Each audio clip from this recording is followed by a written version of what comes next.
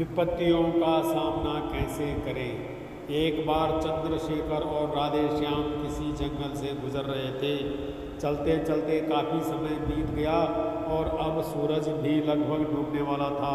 अंधेरे में आगे बढ़ना संभव नहीं था, इसलिए चंद्रशेखर बोले, दाऊ, हम ऐसा करते हैं कि अब सुबह होने तक यहीं ठहर जाते हैं। भोर होते ही हम अपने गंतव्य की ओर बढ़ चलेंगे। राधे श्याम बोले, पर इस घने जंगल में हमें खतरा हो सकता है। यहाँ सोना उचित नहीं होगा, हमें जाग कर ही रात बितानी होगी। अच्छा, हम ऐसा करते हैं कि पहले मैं सोता हूँ और तब तक आप पहरा देते रहो, और फिर जैसे ही आपको नींद आए मुझे जगा देना, तब मैं पहरा दूंगा और आप सो जाना। चंद्रशेखर जी ने सुझाव दिया। राधे श्याम तैयार हो गए। कुछ ही पलों में चंद्रशेखर गहरी नींद में चले गए। तभी राधे श्याम को एक भयानक आकृति उसकी ओर आती दिखी। वो कोई राक्षस था।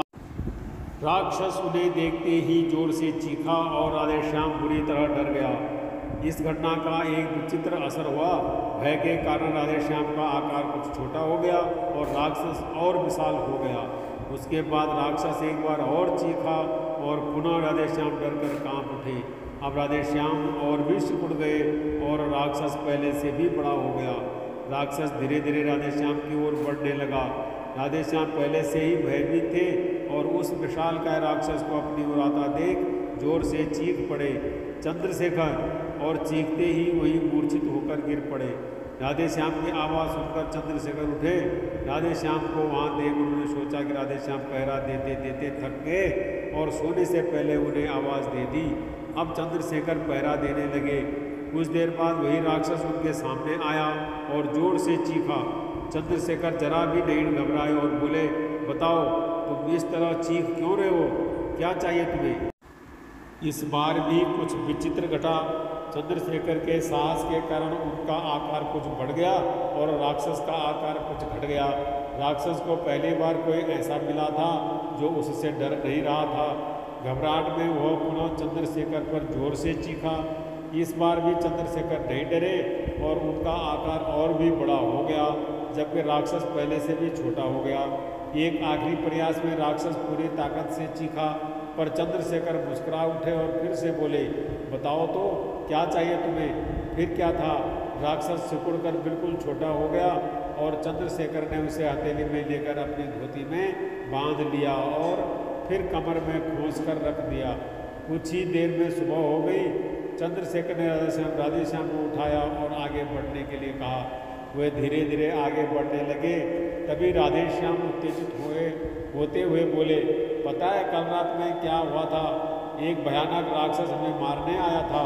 रुको रुको, राधे श्याम को बीच में ही टोकते हुए चंद्रशेखर ने अपनी धोती में बंधा राक्षस निकाला और राधे श्याम को दिखाते हुए बोले, कहीं तुम इसकी बात तो नहीं कर रहे हो?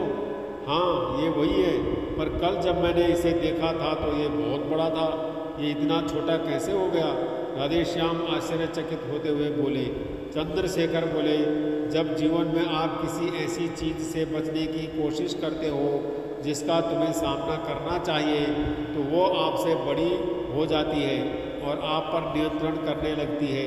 लेकिन जब आप उस चीज़ का सामना करते हो जिसका सामना आपको करना चाहिए, तो आप उससे बड़े हो जाते हो और उसे नियंत्रित करने लगते हो।